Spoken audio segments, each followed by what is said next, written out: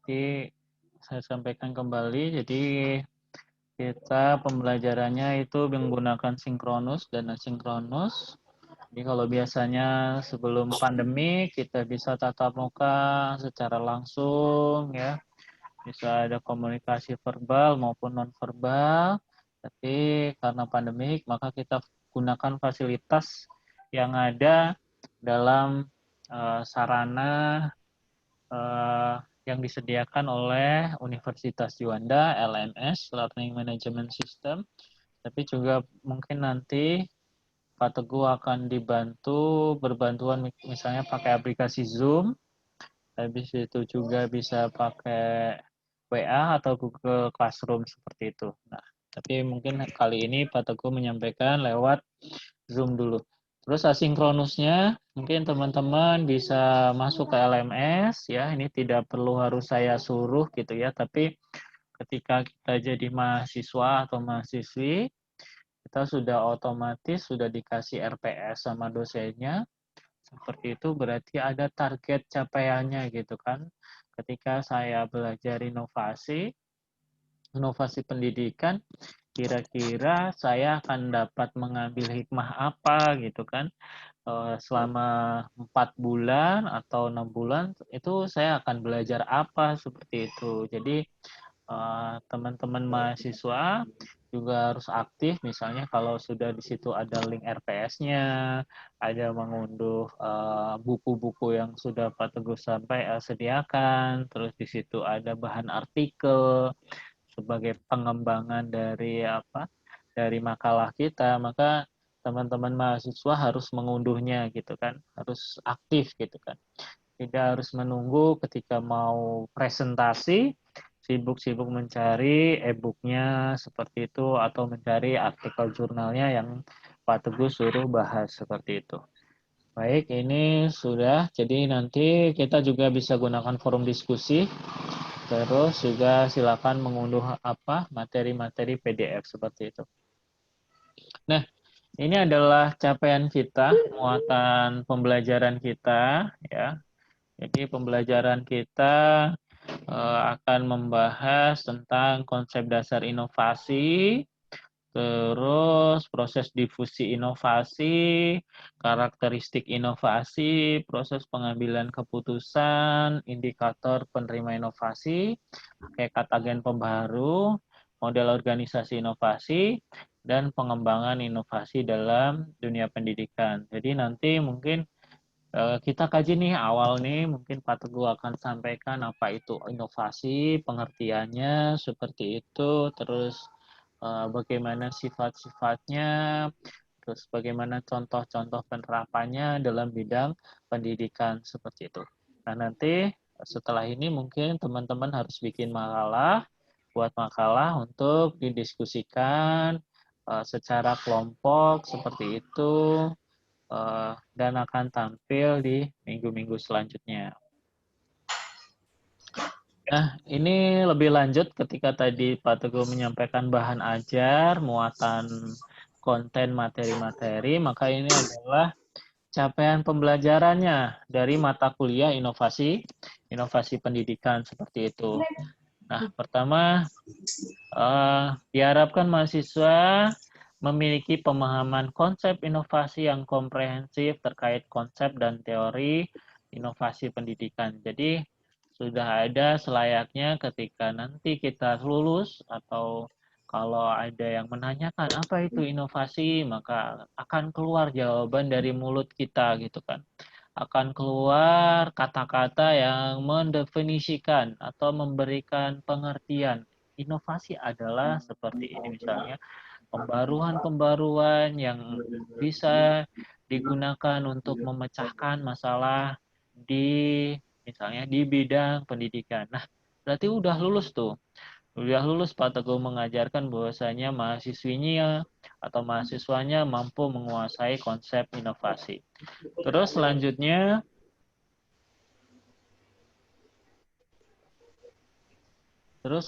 yang kedua adalah menguasai proses inovasi pendidikan dan menjadi agen pembaru dalam dunia pendidikan. Jadi kalau misalnya kita sudah tahu paham konsepnya, terus kita juga akan belajar gitu sejauh mana proses inovasi itu tersampaikan seperti itu. Mengapa di sekolah atau di tingkat SD itu inovasinya rendah seperti itu misalnya atau lemah. Nah, itu maka teman-teman mahasiswa bisa secara kritis membuat sebuah inovasi atau menghasilkan inovasi-inovasi baru. Selanjutnya menjadi agen pembaru. Nah, ini luaran yang Pak Teguh harapkan sebenarnya ketika mengajar sebelum-sebelumnya itu beberapa mahasiswa kita itu bisa mengajarkan sebuah inovasi. Misalnya ada yang menulis penelitian jenisnya R&D. Penelitian R&D adalah penelitian research and development atau penelitian pengembangan. Nah, gimana mahasiswa ini dengan metode penelitian pengembangan ini mampu menghasilkan produk gitu kan. Dan inovasi ini bisa berupa produk atau jasa seperti itu. Nah, kalau kita kebanyakan kakak-kakak tingkat kalian itu menghasilkan produk seperti itu untuk dijadikan seperti itu. Nah, ada yang mengembangkan media seperti itu, ada yang berbasis lektora, terus berbasis PowerPoint, tapi konten atau isi dari produk inovasinya itu atau pengembangannya itu harus memiliki standar gitu kan. Jadi tidak semuanya misalnya PowerPoint Pak Teguh ini dijadikan sebuah inovasi terus jadikan skripsi, ya tidak seperti itu, tapi harus memenuhi unsur-unsur misalnya kelayakan, apakah harus diuji cobakan. Nah, harapannya teman-teman mahasiswa-mahasiswi bisa menjadi agen pembaharu ketika nantinya mengajar di sekolah dasar seperti itu. Terus yang ketiga adalah menganalisis berbagai kemajuan inovasi pendidikan sesuai dengan bidang keahlian program studinya. Nah, ini Pak Teguh karena ini rata-rata adalah calon-calon guru ya, baik itu teman-teman PGSD 5C maupun teman-teman PBA 5A. Jadi kan secara langsung teman-teman akan dihadapkan untuk menghadapi inovasi pendidikan. Apalagi sekarang ini kan kita sedang pandemi COVID-19 seperti itu. Nah, otomatis teman-teman harus menambah gitu kan, harus menambah kompetensi.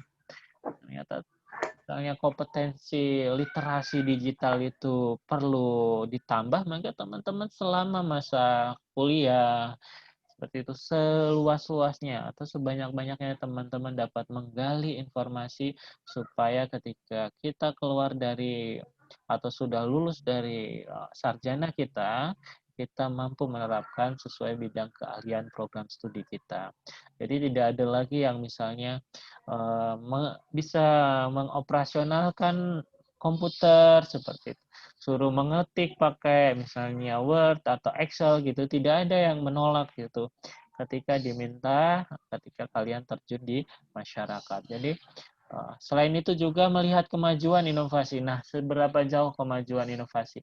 Nah, Pak Teguh mungkin ketika tahun-tahun sebelumnya mengajar inovasi misalnya hanya mengerucut kepada pembuatan media yang masih berbasis pada karton atau masihnya gabus seperti itu. Nah, kita arahkan di tahun ini semoga teman-teman mahasiswa ini kreatif gitu ya. Bagaimana memunculkan ide-ide menggunakan pembelajaran seperti apa, misalnya membangun Google Classroom untuk tingkat sekolah dasar misalnya, atau menggunakan Moodle atau yang sebenarnya kita gunakan untuk di LMS itu. Nah, siapa tahu dengan kekritisan kalian di sini ada yang bisa mengunduh gitu kan, mendapatkan Moodle free yang disediakan oleh internet atau Google seperti itu, atau menghasilkan aplikasi sendiri yang itu bisa digunakan untuk moda pembelajaran daring. Nah, itu adalah kemajuan-kemajuan inovasi yang bisa muncul dari siapa saja. Terus mendorong mahasiswa menciptakan inovasi pendidikan yang baru, kreatif, efektif, sehingga dapat memberikan kontribusi bagi pendidikan. Nah, Saya rasa semuanya di sini adalah orang-orang terpilih seperti itu kan.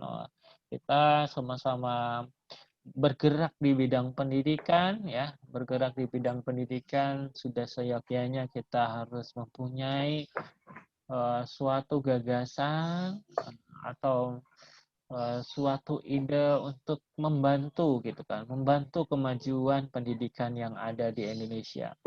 Nah, apapun bentuk itu, peran kita, maka harus kita wujudkan kita.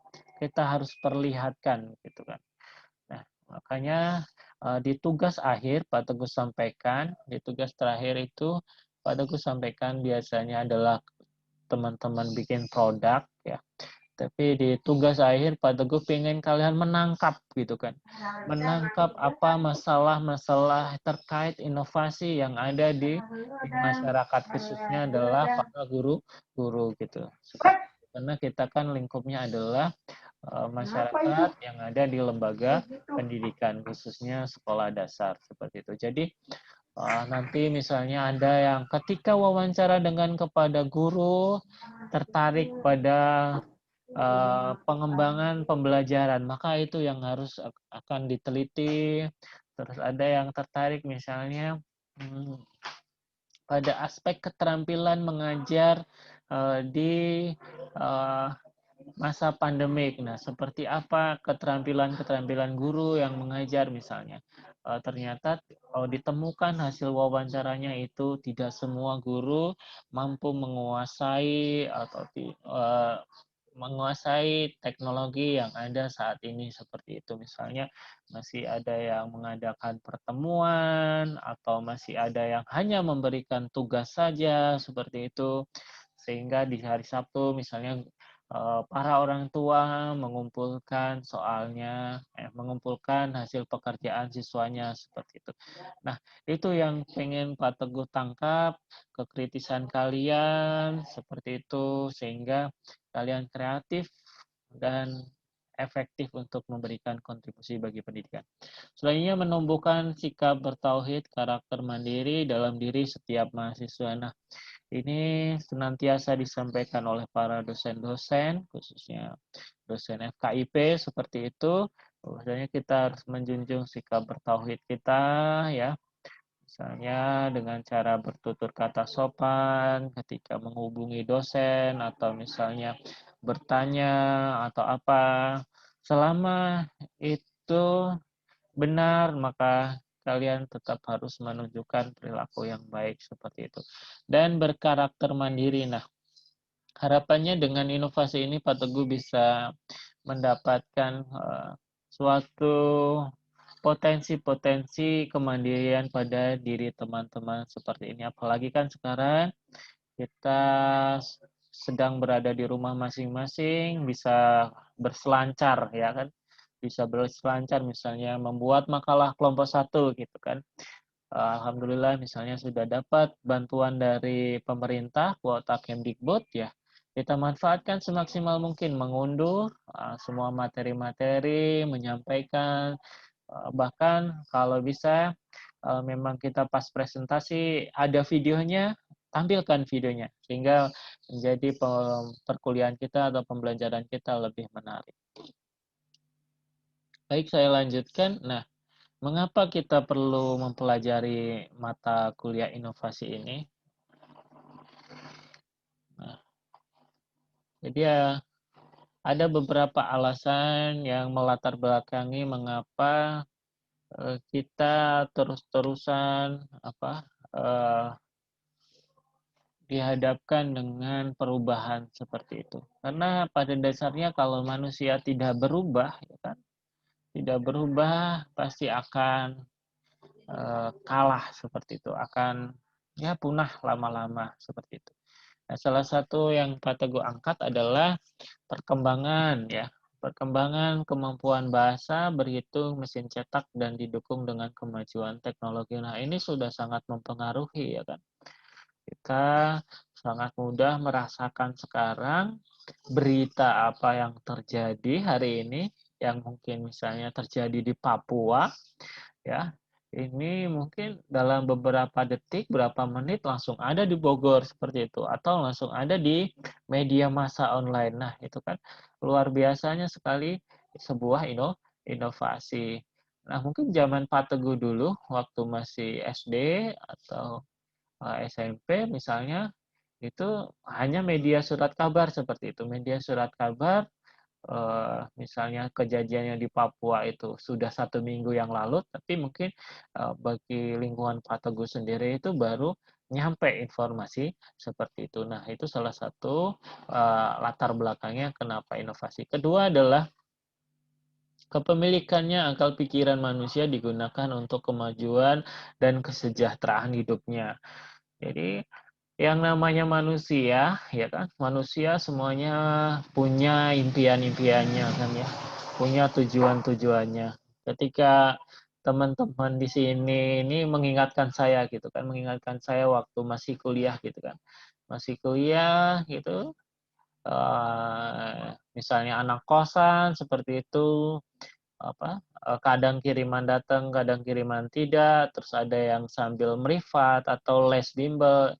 Ya tidak apa-apa, itu adalah jalanin dulu gitu kan, langkah kita kan, kita menjalani apa yang ada dulu seperti itu. Ketika kita masih bertahan pada suatu proses itu, ya maka itu adalah masa-masa misalnya masih masa sulit seperti itu.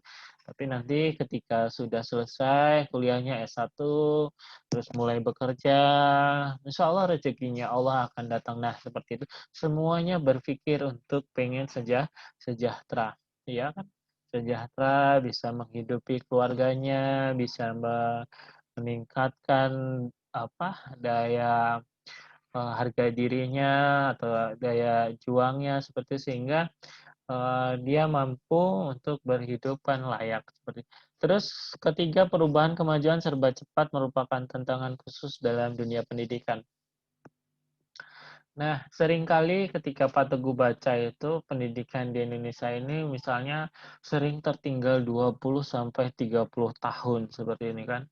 Nah, eh, ini bisa jadi karena mungkin kemajuan kita tidak menjadi hal utama atau tidak terlalu mungkin diperhatikan pada bidang pendidikan seperti itu. Sehingga mungkin misalnya kita bandingkan kurikulum lama atau kurikulum pendidikan Indonesia lama dan kurikulum Indonesia baru seperti itu. Misalnya di kurikulum lama itu adalah cenderung muatan kontennya itu uh, hanya apa yang ada pada diri guru gitu kan.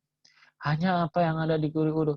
Jadi kalau gurunya misalnya lahir di tahun 60, 70-an, mendapatkan informasi bekal itu, maka yang bisa disampaikan adalah informasi-informasi yang ada pada diri gurunya seperti itu. Adapun misalnya muatan konten yang ada di buku cetak atau apa, itu menjadi tambahan bagi siswa-siswanya yang aktif. Tapi di era kurikulum yang sudah ke sini, keterbaruan ini, di mana pembelajaran sudah mulai diciptakan untuk berpusat kepada mahasiswa atau peserta didik atau kalian mahasiswa, maka yang dituntut untuk lebih aktif adalah mahasiswanya sendiri gitu. Jadi kalau misalnya tidak heran kalau misalnya siswanya sudah mengakses lebih banyak, gurunya belum tahu apa-apa seperti itu kan. Ya kan? Maka eh, tantangan guru sekarang adalah tidak kudet gitu kan, tidak kurang informasi, kurang data seperti itu. Maka ini penting untuk kalian bekali bagaimana menyiapkan diri untuk tantangan guru di masa yang akan datang. Pembaruan-pembaruan cenderung mengejar efisiensi dan efektivitas. Nah, ini juga ya, bahwasanya eh, inovasi atau pembaruan itu mengejar ke efisien dan efektif seperti itu. Misalnya kalau zaman dulu eh, mobil seperti itu eh, mereka menciptakan dengan hanya fokus kepada misalnya konsepnya besar, mesinnya besar, tapi ke arah sini misalnya dibuat bagaimana jadi tampilannya lebih bervariasi, dinamis seperti itu.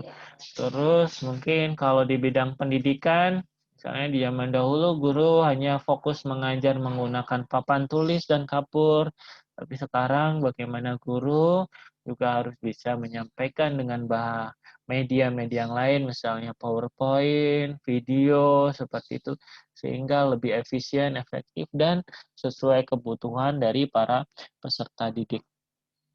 Selanjutnya peran agen pembaharu, ya, atau peran agent of change adalah baik ini lembaga pendidikan maupun individual pemerhati pendidikan. Nah, termasuk semuanya ini, kita semua ini adalah individual pemerhati pendidikan. Nah, bagaimana kita juga harus menyiapkan atau menyesuaikan perkembangan peserta didik atau anak-anak didik kita sesuai dengan perubahan zaman, situasi, kondisi, dan kebutuhan peserta didik. Nah, kita sebagai calon pendidik atau sebagai calon guru nantinya, maka kita juga harus berpikir bagaimana tantangan ke depan ini ketika kita mengajar gitu kan, seperti itu. Jangan misalnya kita sudah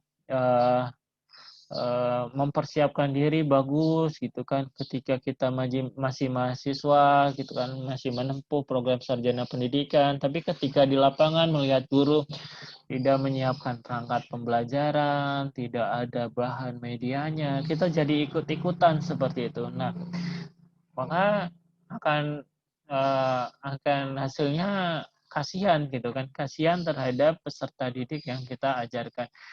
Jadi tidak akan berkesan gitu apa yang sudah dipelajari, maka secara idealisnya kita harus tetap terapkan di masyarakat seperti itu.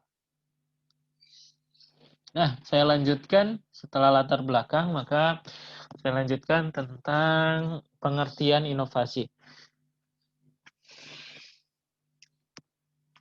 Nah, ini mungkin tidak heran lagi ya, tidak asing mungkin.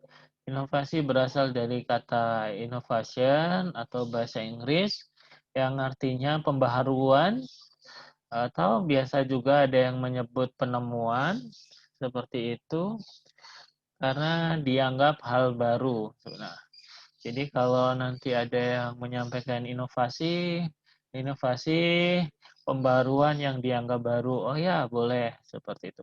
Inovasi sangat erat dengan istilah kata discovery dan invensi. Nah, ini juga harus dipahami apa itu konsep discovery dan konsep invensi, karena discovery dan invensi ini sering dihubungkan dengan kata inovasi. Discovery merupakan penemuan sesuatu yang sebenarnya benda atau hal yang telah ada tetapi belum banyak diketahui, seperti itu ya. Jadi sebenarnya benda ini atau hal ini sebenarnya sudah ada tapi belum banyak diketahui. Misalnya di sini adalah benua Amerika. Yang kedua, invensi.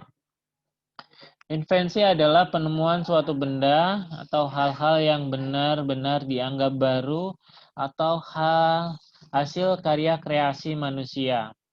Nah, kalau invensi ini sudah ada dan benar-benar, mohon maaf, kalau invensi ini adalah benar-benar yang dianggap baru, baik itu hasil karya manusia. Misalnya ada yang di bidang pendidikan, ada teori belajar, di mana manusia memikirkan teori-teori belajar seperti itu. Misalnya ada teori belajar behaviorisme, terus ada teori belajar kognitivisme, terus ada teori belajar humanisme, dan yang sekarang misalnya konstruktivisme. Terus ada juga yang menghasilkan atau membuat invensi pada teknik pembuatan barang. Misalnya ada yang menghasilkan pakaian, seperti itu. Nah, itu kalau benar-benar baru, bukan hasil modifikasi, maka itu disebut invensi. Nah, selanjutnya inovasi. Inovasi adalah suatu ide, barang, kejadian, metode yang dirasakan atau diamati sebagai suatu hal yang baru bagi seseorang atau sekelompok orang, baik dari hasil discovery maupun invensi ya. Mohon maaf ini invensi harusnya.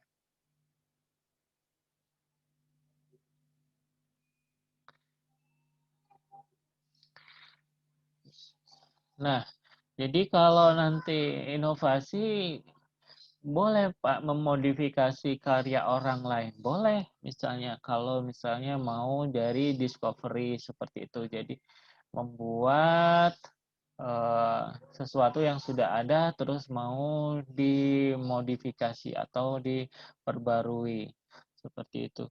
Nah, ini jadi inovasi ini bisa bentuknya ide, gagasan, terus bisa bentuknya barang, bisa juga bentuknya metode, terus juga ada yang berupa jasa seperti itu.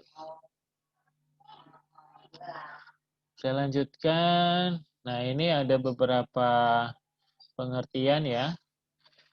Pertama miliknya Roger, innovation is an idea, practice, or object that perceived and new by an individual or other unit of adoption.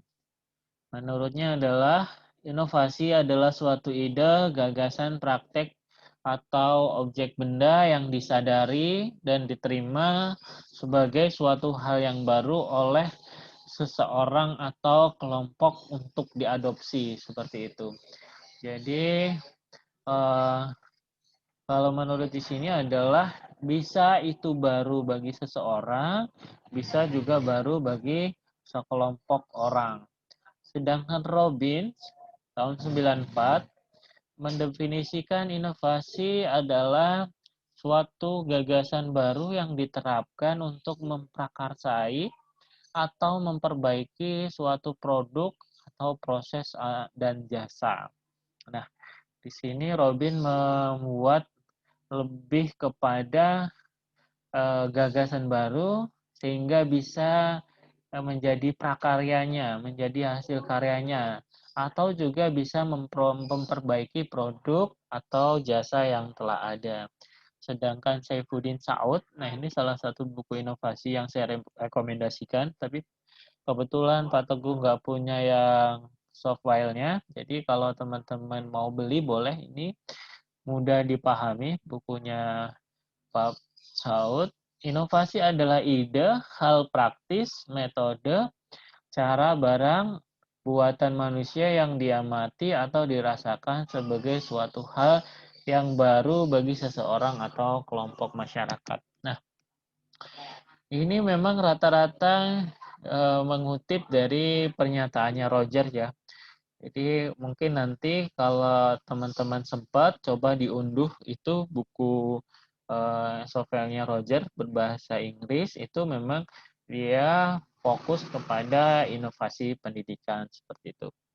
Saya lanjutkan. Nah, dapat diartikan inovasi adalah proses dan atau menghasilkan pengembangan pengetahuan, keterampilan untuk menciptakan atau memperbaiki produk, barang atau jasa, proses atau sistem yang baru, bahkan sistem yang baru, yang memberikan nilai yang berarti dan bermanfaat. Seperti itu.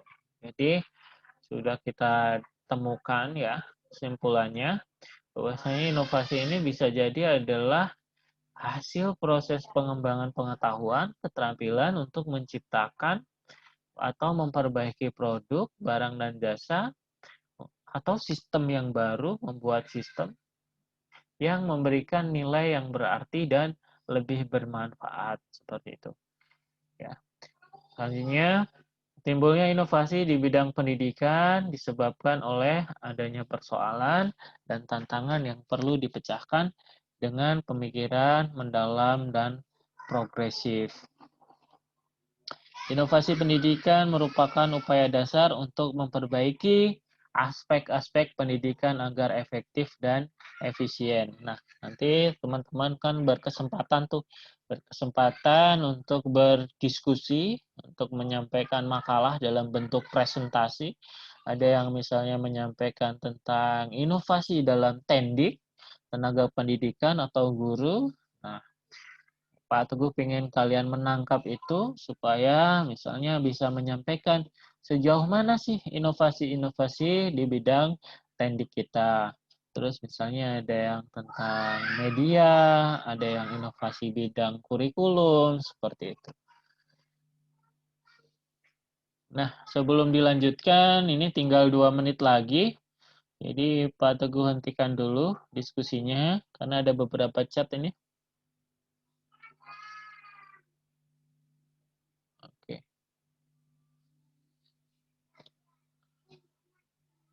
Oke, mohon maaf Pak, izin untuk teksnya ditebalkan. Siap ya. Oke, bisa. Kurang jelas di layar laptop harusnya jadi. Rata-rata tidak terbaca. Silakan. Dihidupkan saja mikrofonnya. Iya, Pak. Tidak terbaca ya? Kurang jelas. Kurang jelas, Pak. Kurang jelas ya? Oke. Berarti habis ini di slideshow saja ya?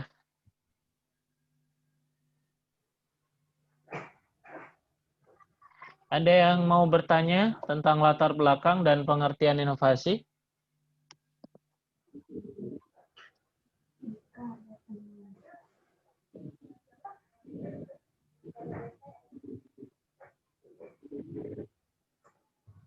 Baik, kalau tidak ada, kita hentikan dulu ya. Nanti silakan join lagi untuk yang bagian kedua ya. Oke.